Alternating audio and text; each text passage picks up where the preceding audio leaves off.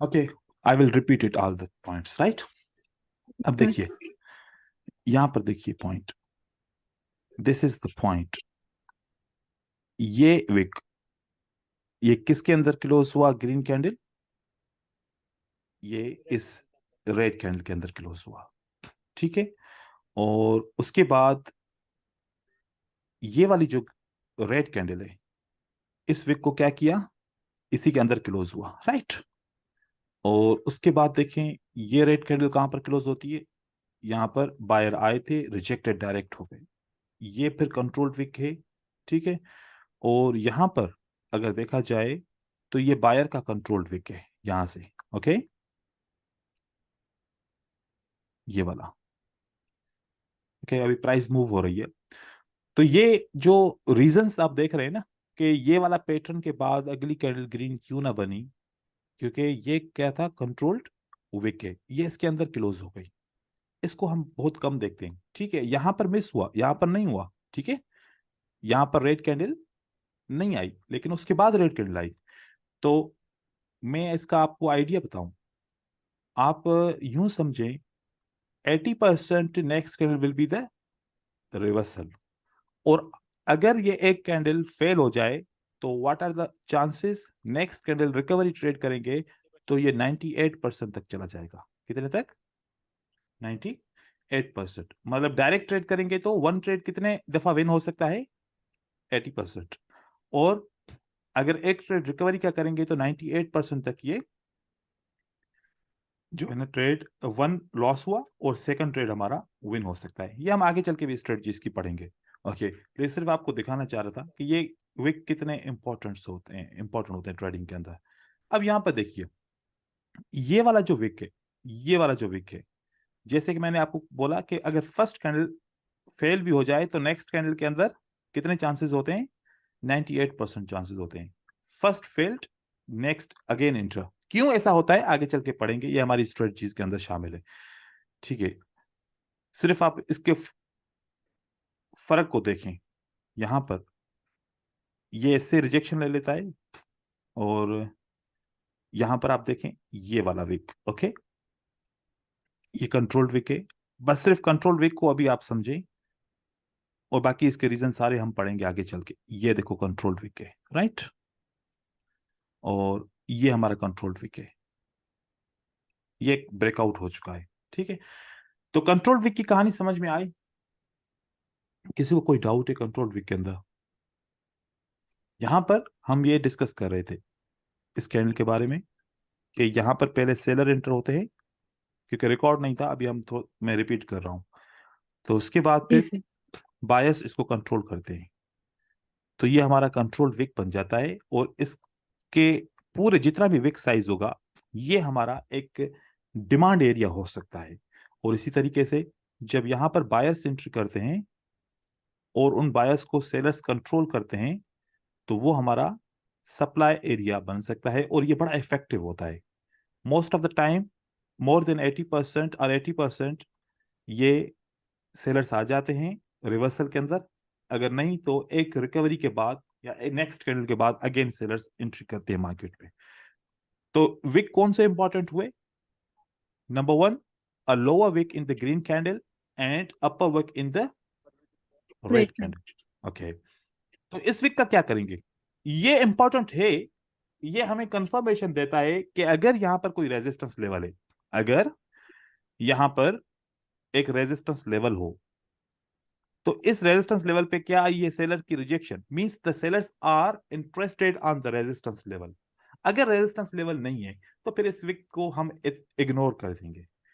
और उसके बाद अगर यहां पर कोई सपोर्ट है, तो सपोर्ट के ऊपर अगर ये रिजेक्शन आ जाए, it means on this support the buyers are interested.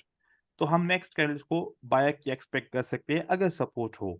तो ये हमें अपीयरेंस दिखाता है कि buyers are ready, they want to enter the market, या sellers are ready, they are ready to enter. तो अपर विक सिर्फ हम अंडरस्टैंड करते हैं ग्रीन कैंडल का कि सेलर्स आर रेडी और नॉट, और यहां पर बायर्स आर रेडी और नॉट। नोट। बाकी ये जो विक है कंट्रोल्ड होता है, बहुत इंपॉर्टेंट है, ठीक है। इसमें किसी को कोई कंफ्यूजन है, सवाल पूछ सकता है।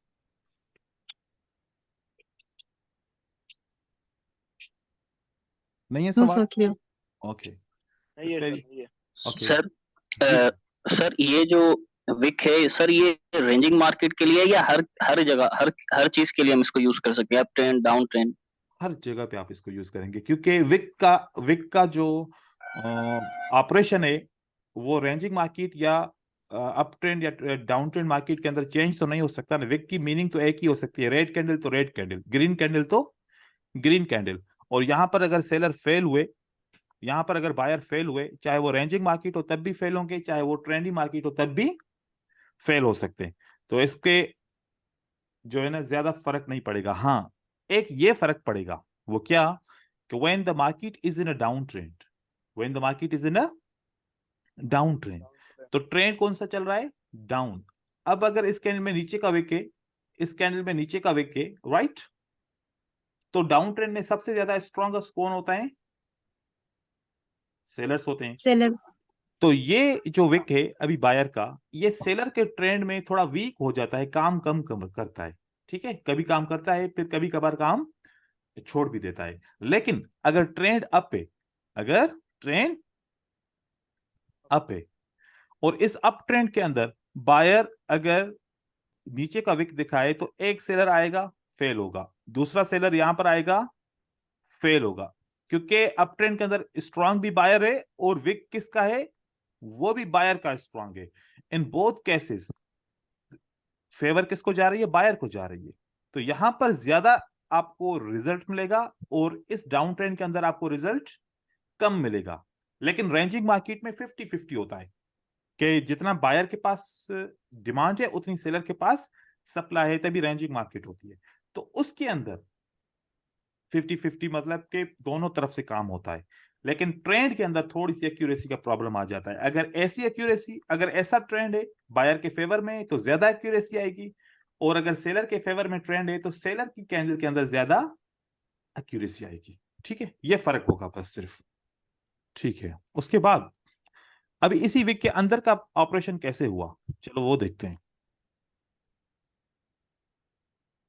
देखिए, इस रेड कैंडल के अंदर एंट्री होती है पहले, मान ले कि ये 30-30 सेकंड की कैंडल्स है, 30 सेकंड की ये कैंडल है और 30 सेकंड की ये कैंडल है। तो सबसे पहले कौन आया, सेलर आया, और उस सेलर को किसने कंट्रोल किया, बायर ने। और जब हम इसको 1 मिनट की कैंडल बनाएंगे, तो हमें सब्ट्रैक्शन करनी पड़ेगी, और सब्ट्रैक्शन से हमें एक विक मिलेगा। देखें, ये विक मिला। इस रेड कैंडल की बॉडी, सिर्फ बॉडी सब्ट्रैक्ट होगी, विक्स सब्ट्रैक्ट नहीं होंगे। अगर विक्स भी हैं इस कैंडल के अंदर, for example these are the wicks, तो विक सब्ट्रैक्ट नहीं होता, सिर्फ बॉडी सब्ट्रैक्ट होती। बॉडी सब्ट्रैक्ट होगी, विक आ जाएगा इसके अंदर। क्यों ग्रीन कैंडल का विक है, क्योंकि सेलर को बायर ने कंट्रोल किया, और उसके बाद फिर रिमेनिंग बॉडी हमने यहां पर ऐड कर दी। तो ये हमारा शेप भी बन गया एक, और उसके बाद ये ऑपरेशन भी बन गया सब्ट्रैक्शन का। इसी तरीके से यहां पर सब्ट्रैक्ट किया, तो ये हमारा एक पैटर्न भी बन गया, और साथ में सब्ट्रैक्शन भी हो गई। यहाँ पर डबल साइडेड सब्ट्रैक्शन होती है, और ये हमारा पैटर्न भी बनता है, और यहाँ पर भी डबल साइडेड सब्ट्रैक्शन होती है। ये भी एक कैंडल है और उसका भी नाम है। देखें, अब सबसे जो ज्यादा इंपॉर्टेंट है वो समझना कि ये कैंडल, ये वीक है या स्ट्रांग है, या न्यूट्रल है या फिर नॉर्मल है। इसके अंदर देखें तो सेलर को बायर ने क्या किया है, कंट्रोल किया है। कंट्रोल किया है, तो ये वाली कैंडल क्या रहेगी, स्ट्रांग। और यहां पर सेलर ने बायर को वीक किया है, तो ये वाली कैंडल क्या रहेगी, वीक। यहां पर कुछ कंट्रोल भी किया है और कुछ वीक भी किया है, इसलिए हम इसको बोलते हैं न्यूट्रल। यहां पर बॉडी की मिकदार बहुत ज्यादा है as compare to upper and lower wick, तो हम इसको बोलते हैं नॉर्मल कैंडल। हम इसको स्ट्रांग भी बोल सकते हैं, लेकिन नॉर्मल इसलिए बोल रहे हैं कि both sided there is a wick. तो अब ये हमारे पास 4 कैटेगरी बन जाती है। जितनी भी आगे आपको चार्ट के अंदर कैंडल्स मिलेंगी, मिलियंस ऑफ कैंडल्स मिलेंगी, उन सब की कैटेगरी ये 4, और एक और कैटेगरी होती है, वो होती है doji. Okay, that is the doji. ये क्या होता है, ये इनडिसिशन होती है। आप लोग इग्नोर करते हो डोजी को, या डोजी को आप इंपॉर्टेंट समझते हो? आप लोगों के हिसाब से डोजी क्या है, इंपॉर्टेंट है या नहीं है? इम्पोर्टेंट है, ओके, बाकी सब इम्पोर्टेंट है। इसमें तो बॉडी नहीं है, क्या इंपॉर्टेंट होगा? हम्म तो कभी कभी रिवर्सल आता है ना। अच्छा, ये आते क्यों है डोजी? किसी को कोई इल्म है इसके बारे में? ये डोजी बनते क्यों है? दोनों बायर और सेलर का दोनों का प्रेशर सेम रहेगा। अच्छा। सर ये जो है ना, मतलब जब बायर्स के पास अपना डिमांड खत्म हो जाती है तो वो सप्लाई, मतलब सेलर्स को कहते हैं कि आप कंटिन्यू करें, और अगर जैसे सेलर्स होते हैं जब उनके पास सप्लाई खत्म हो जाती है तो वो बायर्स को कहते हैं कि आप स्टार्ट करें। Very I good. Think. Yes, 100%। आपने वीडियोस देखी हैं लगता है। ठीक है। तो देखिए, मैं आप लोगों को यहाँ पर प्रूफ करके दिखाता हूँ ये चीज। अगर एक ग्रीन कैंडल हो, ठीक है, ये ग्रीन कैंडल यहां पर क्लोज हो जाती है, ऐसे इसका विक है। हमने आसपास में देखा कि रेजिस्टेंस लेवल यहां पर है, ठीक है। तो अगली कैंडल क्या बननी चाहिए? क्योंकि रेजिस्टेंस लेवल तो यहां पर करीब में क्लोजिंग प्राइस के ऊपर है ही नहीं, तो अगली कैंडल क्या कंटिन्यू करे या नहीं करे? ऊपर उसको जाना चाहिए, नहीं जाना चाहिए? यस। जाना चाहिए सर ऊपर। क्योंकि प्राइस का जो रिवर्सल का रूल क्या है? रिवर्सल हमेशा सपोर्ट एंड रेजिस्टेंस की वजह से होता है, या सप्लाई एंड डिमांड की वजह से होता है। तो जो सप्लाई एंड डिमांड है, जो सप्लाई है या रेजिस्टेंस लेवल है, वो तो थोड़ा सा ऊपर है। अगर नहीं है तो फिर यहां से प्राइस ऊपर की तरफ जानी चाहिए। लेकिन बायर कहता है कि मेरे पास डिमांड खत्म हो चुकी है, I don't want to enter in the market, I am not interested, even they have a demand but buyers not interested. जब नॉट इंटरेस्टेड होगा तो उस वक्त क्या बनेगा? इनडिसीजन। क्या बनेगा? Indecision. Indecision. Indecision is a sign. अब यहां पर बायर क्या कहते हैं कि वी आर नॉट इंटरेस्टेड। ये मैसेज किसको जाता है? दूसरी पार्टी सेलर की है, ठीक है। तो सेलर को ये मैसेज जाता है कि बायर्स आर नॉट इंटरेस्टेड। अब सेलर्स आ सकते हैं। वैसे सेलर का रूल क्या है? सेलर कहते हैं we will enter from our warehouse. Warehouse उसका कहां पर होता है? एक रेजिस्टेंस लेवल के ऊपर, एक सप्लाई, ठीक है। तो सेलर कहते हैं हम सप्लाई या फिर रेजिस्टेंस लेवल से एंटर हो सकते हैं, ऐसे हम एंटर नहीं हो सकते। तो बायर अगर उसको इंफॉर्मेशन दे कि हम इंटरेस्टेड नहीं है तो आप आ जाए मार्केट में, तब सेलर आ सकता है। तो बायर ने इंफॉर्मेशन किस कैंडल के थ्रू दी? इस डोजी के थ्रू दी। तो अब यहां पर सेलर्स मार्केट में आ सकते हैं। अब हमारे पास सवाल यह आता है कि हमें कैसे पता चले कि बायर आर नॉट इंटरेस्टेड और सेलर्स आर नॉट इंटरेस्टेड? वो हमें कैसे पता चले? देखिए कि अगर एक ऐसी कैंडल, ये जो 100% ऑन द रूल रेजिस्टेंस के नीचे क्लोज होती है, किसके नीचे क्लोज होती है? रेजिस्टेंस के नीचे। तो next candle will be reverse. हमें यह पता है कि जब भी कैंडल बायर की रेजिस्टेंस के नीचे क्लोज होती है तो अगली कैंडल रेड बनती है। लेकिन सेलर कह रहे हैं कि वी आर नॉट इंटरेस्टेड। तो सेलर क्या बनाएंगे? हम यहां पर एक डोजी बनाएंगे, ठीक है। और उन्होंने एक डोजी बनाया, ये डोजी बना। They are telling we are not interested. आना सेलर को था, वो नॉट इंटरेस्टेड है। तो बायर फिर आना आएगा मार्केट में, तो यहां पर कौन सी कैंडल बन सकती है? Next candle will be the green candle. Green. अब ये बात है कि हमें कैसे पता चले कि सेलर्स आर नॉट इंटरेस्टेड और बायर्स आर नॉट इंटरेस्टेड? ठीक है, यहां पर तो मुश्किल है, लेकिन रेजिस्टेंस होगी तो पता समझना आसान है। तो हमें एसएनआर में मास्टरी करनी पड़ेगी, क्योंकि हम एसएनआर को अगर सही तरीके से ढूंढ पाएंगे, हिडन एसएनआर को भी ढूंढ पाएंगे, विजुअल एसएनआर को भी ढूंढ पाएंगे, तो हमें इस डोजी का पता चल सकता है।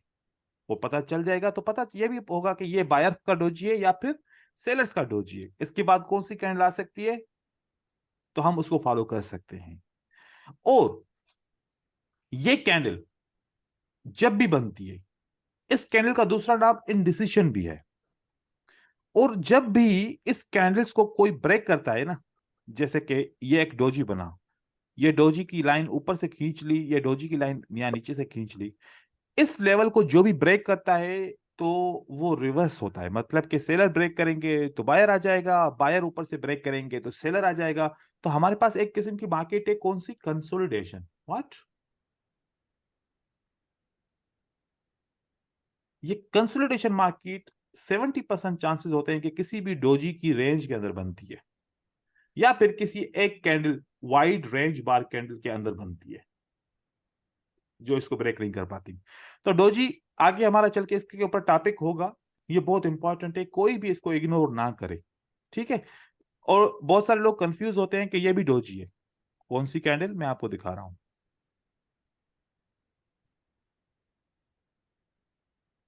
वो समझते हैं ये भी डोजी है, क्योंकि बॉडी तो रेड है ना, चाहे छोटी ही क्यों ना हो। अगर एक पॉइंट का भी फर्क होगा, प्राइस डाउन हुई, तो ये डोजी नहीं है। Doji means indecision, where is the open price, the closing price is the same price, there is no difference, उसको हम डोजी बोलते हैं। ये डोजी नहीं हो सकती, या ऐसी छोटी सी वीक ग्रीन कैंडल आ जाए वो भी डोजी नहीं हो सकती। ठीक है, ब्रोकर टू ब्रोकर बहुत फर्क होगा। ठीक है, ब्रोकर टू ब्रोकर फर्क होगा। आगे देखें, यहां पर एक सेलर्स के विक की अंडरस्टैंडिंग है। बायर एंटर होते हैं, सेलर्स एंटर होके बायर को कंट्रोल करते हैं, यहां पर अपर विक बनता है, और नेक्स्ट रिमेनिंग बॉडी हम यहां पर दे देते हैं। ऐसे ही यहां पर बायस सेलर को कमजोर करते हैं, और यहां पर बायस पहले कंट्रोल्ड हो जाते हैं सेलर से, and again they are weakening the sellers. तो इसलिए हमारी एक न्यूट्रल कैंडल बन जाती है। अब नॉर्मल और न्यूट्रल कैंडल में क्या फर्क है? देखें, दो फर्क है। एक ये कि जो न्यूट्रल कैंडल होती है उसकी बॉडी थिन होती है। थिन मतलब थिन को क्या बोलेंगे वो हिंदी में? बारीक सी, बारीक बोलेंगे ना। थिन बॉडी, थिन पतली। Body bigger wicks, right. और नॉर्मल के अंदर क्या होगा? Big body smaller wicks. ये विक ऊपर वाला या नीचे वाला इसकी बॉडी से छोटा है, और ये जो ऊपर का विक और नीचे का विक है इसकी बॉडी से बड़ा है। अगर बड़ा रहेगा तो ही न्यूट्रल कैंडल। और न्यूट्रल कैंडल का दूसरा फर्क, upper wick is equal to the lower wick. 20-19 का फर्क चल सकता है, लेकिन बहुत ज्यादा फर्क नहीं चल सकता। तो upper wick and lower wick must be equal, and body must be thin, तो हम उसको ही न्यूट्रल कैंडल कहते हैं। नहीं तो इसके अंदर एक और वेरिएशन है, वो वेरिएशन ये है। देखिए, ये हमारे पास न्यूट्रल कैंडल है, और ये हमारे पास हाई वेव कैंडल है। इसको बोलते हैं high wave. High wave neutral candle से अलग होती है, क्योंकि इसके अंदर बॉडी बहुत बड़ी होती है, और इस कैंडल को आप स्पिनिंग कैंडल भी कहते हैं। ठीक है, पैटर्न्स के नाम अगर दें तो फिर इसको हम स्पिनिंग कैंडल भी कहते हैं। तो हमारे पास क्या पता चला कि 5 कैटेगरीज होती हैं कैंडलस्टिक की, स्ट्रेंथ एंड वीकनेस की। क्योंकि हम जब स्ट्रेटजी को यूज करते हैं तो हमें उस स्ट्रेटजी को रिवर्सल करने के लिए स्ट्रेंथ और वीकनेस को समझना पड़ता है, और कंटिन्यूशन करने के लिए भी स्ट्रेंथ और वीकनेस को समझना पड़ता है। अगर हमें ये बात इल्म में नहीं होगी, हम कैंडलस्टिक की स्ट्रेंथ एंड वीकनेस को नहीं समझ पाएंगे, तो हम कभी भी नेक्स्ट प्रेडिक्शन में कामयाब सही तरीके से नहीं हो पाएंगे। फिर वो तुक्के लगेंगे कि ट्रेड विन हो गया तो विन हो गया, लॉस हो गया तो लॉस हो गया। इसीलिए ये चार्ट में ढूंढना जरूरी है। ये मैं एक चार्ट दे रहा हूं कैंडलस्टिक रेंजेस का, जिसके अंदर strong candles, normal candles, weak candles and neutral candle मैंने मेंशन किए हैं। ये अगर आप चार्ट के अंदर पहचान पाते हैं तो it means that candlestick ranges is clear. और अगर ये पहचान नहीं पाते कि कौन सी स्ट्रांग है कौन सी वीक है, it means you need to work on it. ये सब क्लियर है? कोई किसी को डाउट हो तो सवाल पूछ सकता है यहां पर। कुछ चीजें बेसिक हैं, बहुत ज्यादा क्लियर है सर। आप लोगों को पता होगा, बोर नहीं हो जाइएगा, क्योंकि ये पढ़ना बहुत जरूरी है। क्योंकि एक बात मैं आप लोगों को बताना चाहूं, देखें, अगर बेसिक इतना ज्यादा क्लियर होता तो लॉसेस नहीं होते। ठीक है ना? It means there are something missing in the basics also.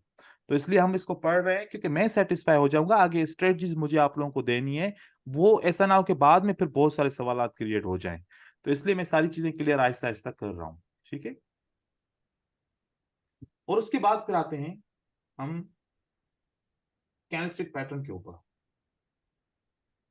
यहां पर बस थोड़ा सा टाइम लगेगा कैंडलस्टिक पैटर्न, क्योंकि ये आप लोगों को आते हैं ऑलरेडी।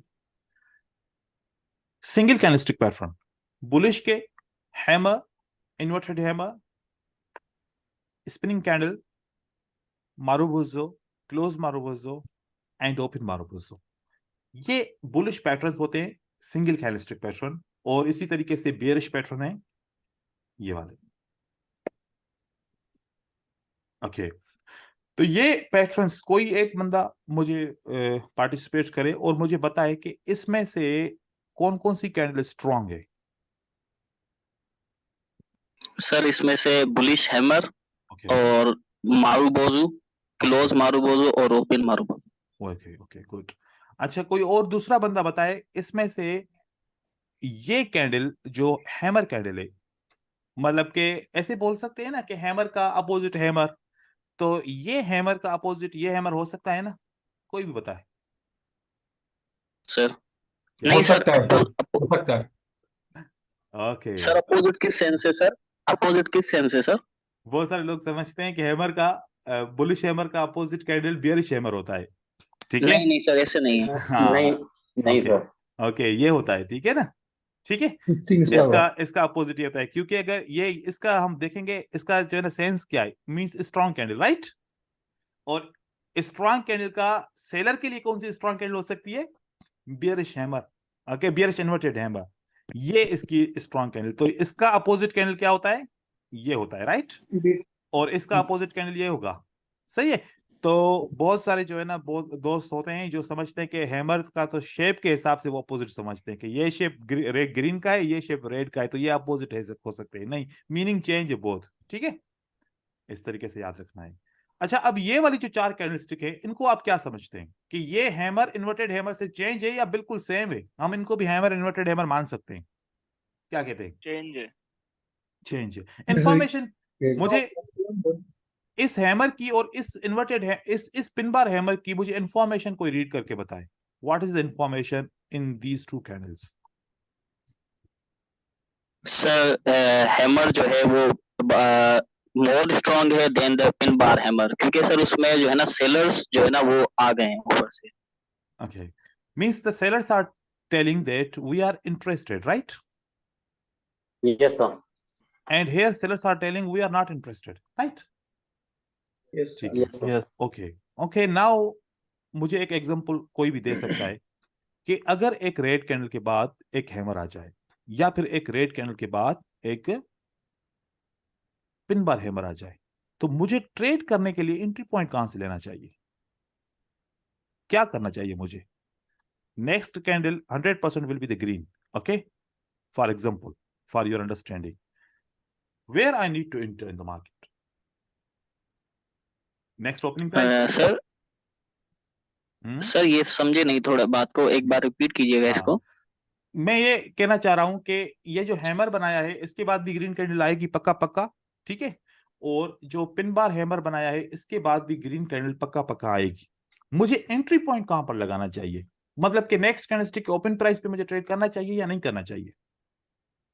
तो उसके अगले कैंडलस्टिक को ट्रेड करना। हाँ, जो अगला सर कैंडल अगर नीचे जो अगला कैंडल आएगा मैं बाय करूंगा ट्रेड, ठीक है? दोनों तरफ से दोनों सेटअप बनेंगे ना, मैं बाय करूंगा, क्योंकि मुझे पता चल गया कि दोनों के बाद बायर पक्का पक्का आएगा, ये भी विन कराएगा, ये भी विन कराएगा। मैं ये पूछना चाह रहा हूं कि जब हैमर के बाद ट्रेड करूंगा तो मेरी एंट्री पॉइंट कहां पर होनी चाहिए, और जब मैं पिन बार हैमर को ट्रेड करूंगा तो मेरी एंट्री पॉइंट कहां होनी चाहिए? जो सर कैंडल है जो डिपेंड सर करेगा। कैंडल के बाद ओके, ओके, अभिजीत आप बार बताओ। वाले पे। अभिजीत बताएं सर क्या जो कह रहे? हाँ सर, तो जो पिन बार वाला है ना, तो उसमें जो भी कैंडल आएगा उसके, ये जो पिन बार कैंडल के बाद उसके हम्म, नेक्स्ट कैंडल पे ना ये एंट्री लेना चाहिए, और हैमर में उसके जस्ट नेक्स्ट वन तो वो बटन। तो सिंपल है, वो तो सब कह रहे हैं कि नेक्स्ट कैंडल के ऊपर एंट्री लगनी चाहिए। नेक्स्ट कैंडल की कौन सी सर जगह पे? वेयर? सर जब इसकी बॉडी कवर हो जाएगी सर। सेकंड की वीक की हाई ओके, पार कर जाएगी। ओके, ओके, सर ओके, मैं बताऊं सर। जी बताएं।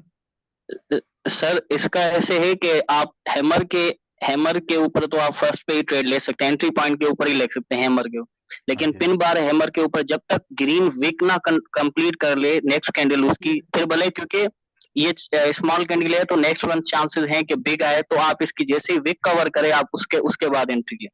ओके, देखें अभी, देखें, जब भी हैमर आता है ना, ठीक है, जब भी हैमर आता है तो हैमर का कानून क्या है कि अगली कैंडल ओपन होगी, राइट?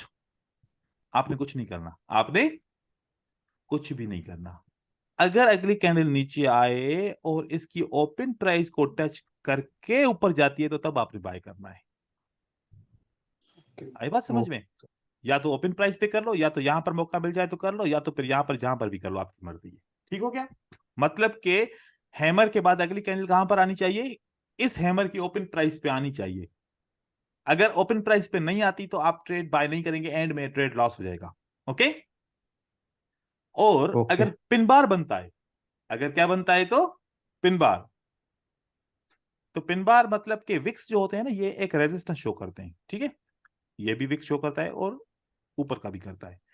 तो पिन बार अगर ट्रेड करना है तो इसकी ओपन प्राइस पे अगर कैंडल आती है तो आपको कुछ भी नहीं करना, भले नीचे आ जाए, यहां तक आ जाए, कोई मसला नहीं, इसका आने दो इसको।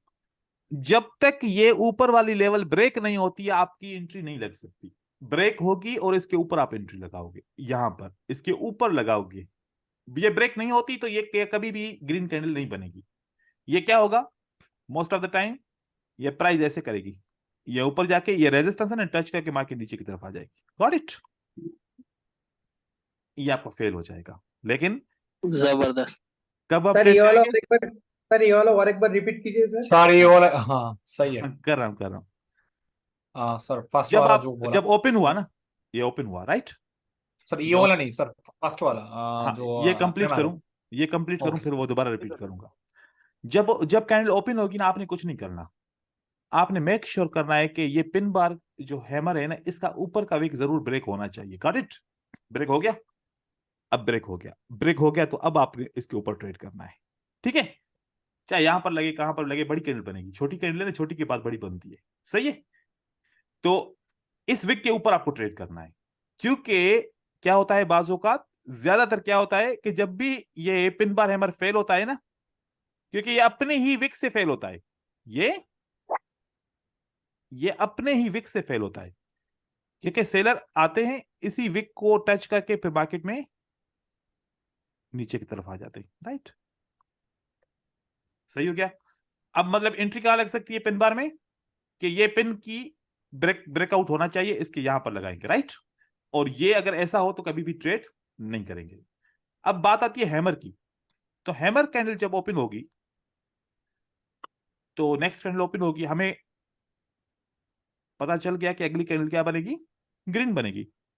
तो यहां से एक कैंडल नीचे की तरफ आएगी, इस ओपन प्राइस को टच किया कैंडल ने, हैमर की ओपन प्राइस को, हैमर की ओपन प्राइस टच होगी तो एकदम से रिजेक्शन आएगी, और रिजेक्शन आके ये ग्रीन कैंडल में तब्दील हो जाएगी।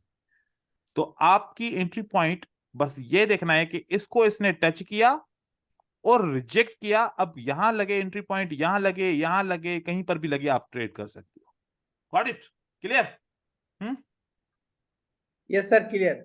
ओके, आगे चल के मजीद हम सीखेंगे। ये बस मुझे आप लोगों की नॉलेज को जांचना था कि क्या ये टेक्निक आप लोगों को पता है कि नहीं है, ठीक है।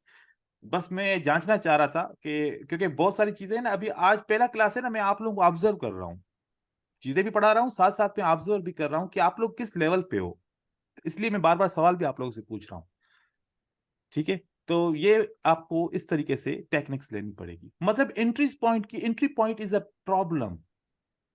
आपको भले प्रिडिक्शन आती हो, लेकिन एंट्री पॉइंट सही नहीं है तो आप सक्सेसफुल ट्रेडर नहीं बन सकते। Entry point is very important. Okay, आगे चलते हैं।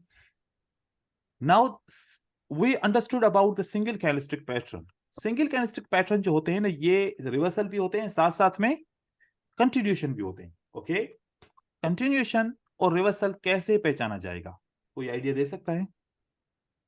कि हैमर, अ ग्रीन कैंडल हैमर, ये कंटिन्यूएशन भी है, साथ साथ में ये रिवर्सल भी है। तो मुझे कैसे पता चलेगा कि ये रिवर्सल है या है कि कंटिन्यूएशन पैटर्न है?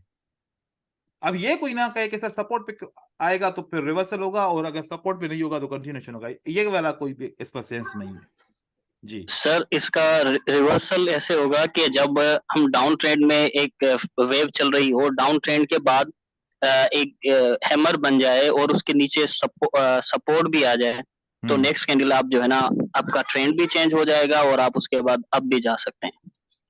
और अगर कंटिन्यूएशन के लिए हमें जाना है तो कंटिन्यूएशन के लिए ऐसे कि लेट सपोज के एक अप ट्रेंड है ऑलरेडी। ठीक है, मैं आपकी बात काट रहा हूं, ऐसा नहीं है कुछ भी, ठीक है, ऐसा वैसा कुछ भी नहीं है। ये तो फिर किसी को पता ही नहीं है कि ट्रेंड क्या होता है, तो फिर वो तो कभी भी नहीं जान सकता ना, ठीक है, बिल्कुल सिंपल है।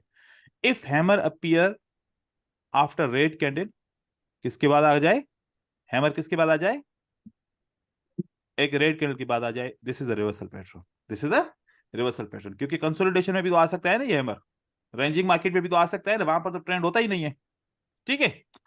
तो रेड कैंडल के बाद हैमर आए तो क्या है, ये रिवर्सल पैटर्न। और अगर यही हैमर एक ग्रीन कैंडल के बाद आ जाए तो क्या है, continuation pattern, simple, very simple. देखो एजुकेशन इतनी सिंपल है, रेड कैंडल के बाद हैमर आए तो रिवर्सल पैटर्न, और ग्रीन कैंडल के बाद हैमर आए तो कंटिन्यूएशन पैटर्न। ना कोई ट्रेंड का झंझट कि इतनी कैंडल्स आए, सपोर्ट आए, रेजिस्टेंस आए, ये हो वो हो तो फिर कंटिन्यूएशन या रिवर्सल की बात की जाए। No, very simple theory. Red के बाद हैमर आएगा तो रिवर्सल पैटर्न, और ग्रीन के बाद हैमर आएगा तो कंटिन्यूएशन पैटर्न, सिंपल। क्यों ऐसा, क्यों? क्योंकि इसका भी काम है। देखिए, जब रेड कैंडल नीचे की तरफ आ रही थी तो डायरेक्शन क्या था, बताइए डायरेक्शन? डाउन है ना direction, right? Down direction, yes. जब हैमर बना तो डायरेक्शन क्या हो गया? अप हो गया। अप हो गया। तो फिर मैं बोल सकता हूं कि डायरेक्शन इज रिवर्स्ड। हाँ, यस सर। Yes sir. जब हैमर ग्रीन कैंडल बनी थी तो डायरेक्शन क्या था? अप ट्रेंड था। अप जब हैमर बना तो डायरेक्शन क्या था? कंटिन्यूएशन साइड हो गया। तो कंटिन्यूएशन, अप ट्रेंड था। मतलब ये रिवर्सल इसको बोलते हैं। रिवर्सल पैटर्न किसको बोलते हैं? A direction is changed, right? लेकिन sir. ये को देखो, रिवर्सल पैटर्न का ये मतलब नहीं है कि अब मार्केट ऊपर ही जाएगी, ठीक है? ये मतलब नहीं है इसका। रिवर्सल पैटर्न इसलिए कहते हैं कि suddenly the direction is changed. वो भी एक कैंडल के लिए भी चेंज हो सकता है, 10 के लिए भी हो सकता है, या 50 कैंडल के लिए भी हो सकता है। लेकिन इसका मतलब नहीं है कि रिवर्सल पैटर्न आ गया तो अगली कैंडल ग्रीन बनना है जरूर, या रेड बनना है जरूर, ठीक है? Reversal pattern means the direction is reversed for 1 minute. अगर यही आप 1 घंटे के ऊपर देखेंगे तो 1 घंटे का डायरेक्शन दिखाएगा, 4 घंटे पे देखेंगे 4 घंटे का डायरेक्शन दिखाएगा, राइट? अब अगली भी डायरेक्शन कंटिन्यू होगी या नहीं होगी वो एक अलग थ्योरी है। इस कंटिन्यूएशन साइन के बाद अगली कैंडल ग्रीन बनेगी या नहीं बनेगी ये भी एक अलग थ्योरी है। तो अब जैसे कि इस थ्योरी की बात करते हैं तो इसके बाद ग्रीन कैंडल बनेगी, there are only 55% chance. How much? 55%। इसके बाद ग्रीन कैंडल बनेगी, देयर आर 80% चांस। तो कौन सा हैमर अच्छा है? Sir continuation hammer. कंटिन्यूएशन वाला हैमर अच्छा है, ठीक है? कंटिन्यूएशन इसीलिए तो आता है कि we are still continuing the market. और ये रिवर्सल पैटर्न पता नहीं कितना स्ट्रॉन्ग ट्रेंड हो, पता नहीं वीक ट्रेंड हो, वीक होगा तो आ जाएगा 55% चांस है। और अगर इतना स्ट्रॉन्ग ट्रेंड हो तो वो तो अभी इस हैमर को भी नहीं देखेगा ना, क्योंकि वो तो इतनी देर से गिर रहा होगा, गिर रहा होगा, गिर रहा होगा। इस ये हैमर क्या करेगा? उसको कुछ भी नहीं कर सकता, राइट?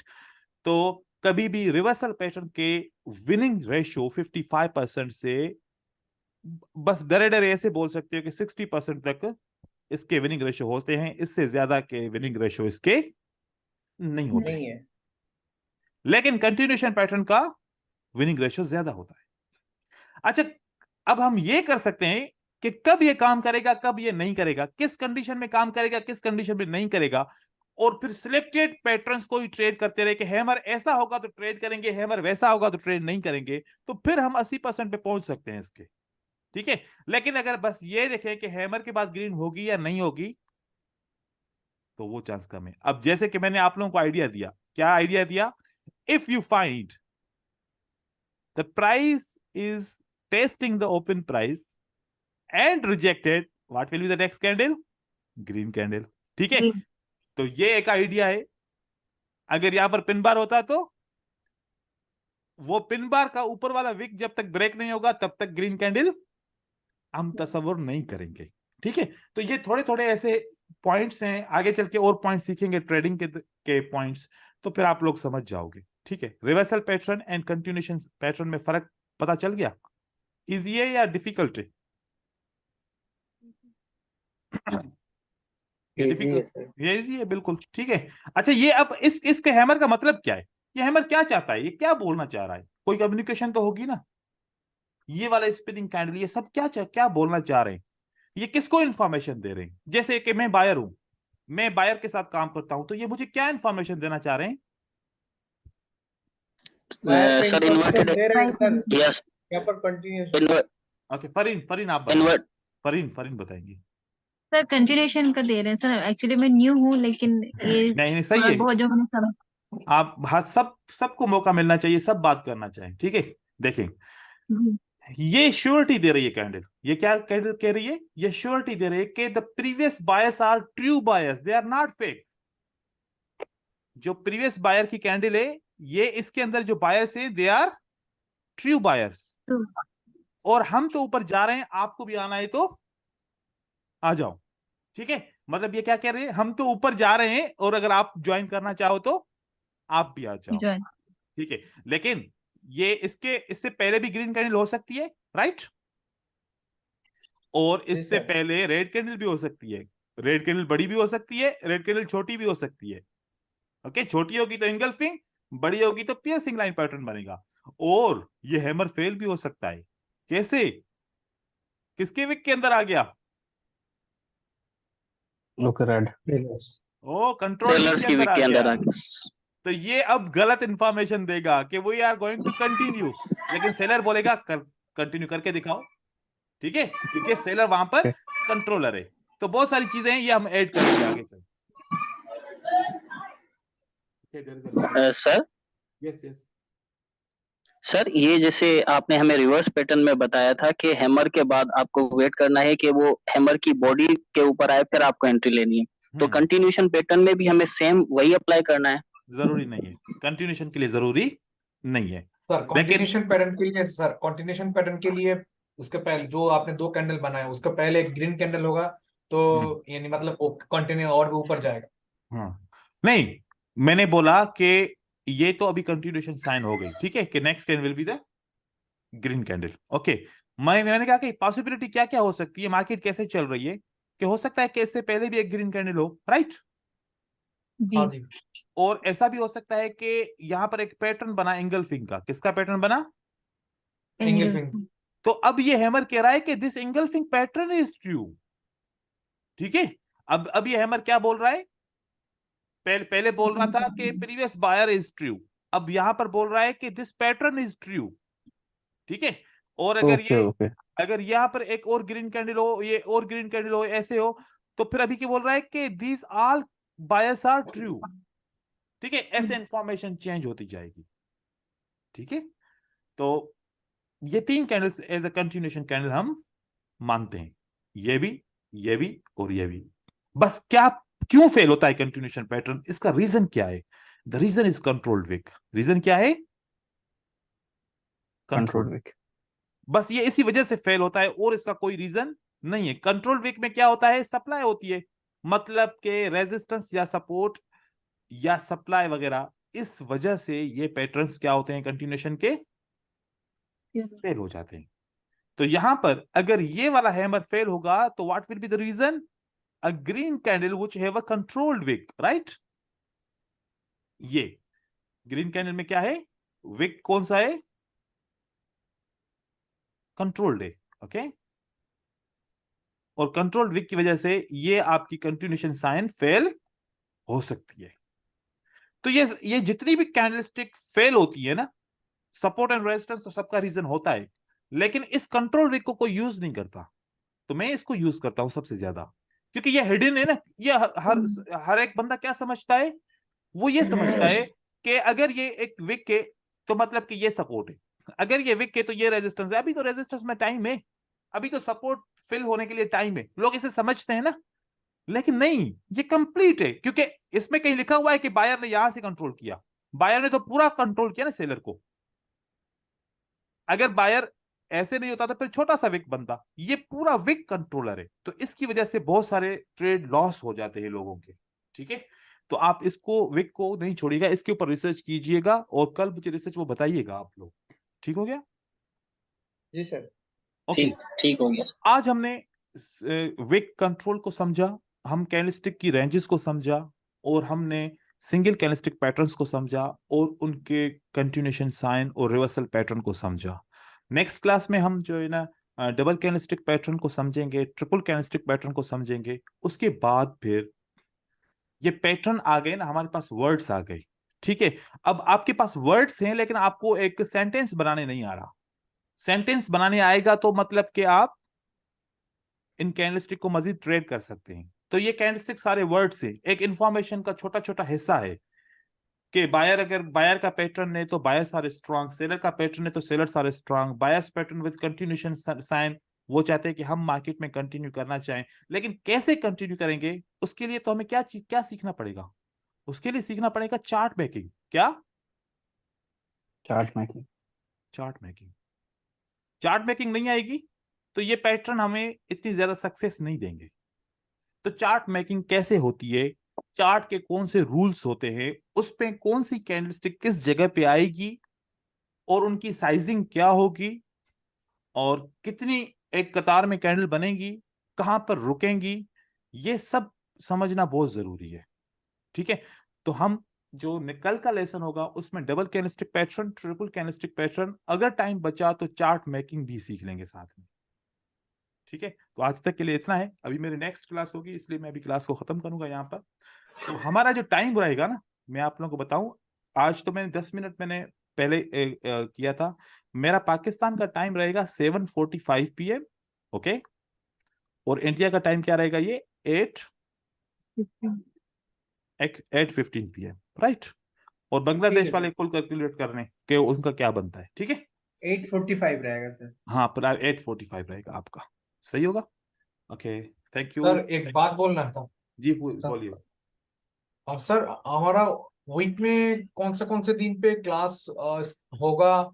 और मेरा पहला सवाल ये है। दूसरा सवाल ये है कि सर आपने आज जो हमको जो पैटर्न दिखाया ना, ये जो स्टार्ट दिखाया, वो हमको मिल सकता है या नहीं? क्यों ये मिलेगा ना तो हमने प्रिंट करके रखेगा, इसी ये तो हम जब ट्रेडिंग करेगा तो हम बार बार इसको हमारा दीवार पे लटका के रखेगा ना, तो हमको ये आंख में भी पड़ेगा और हमारा दिमाग में भी काम भी करेगा।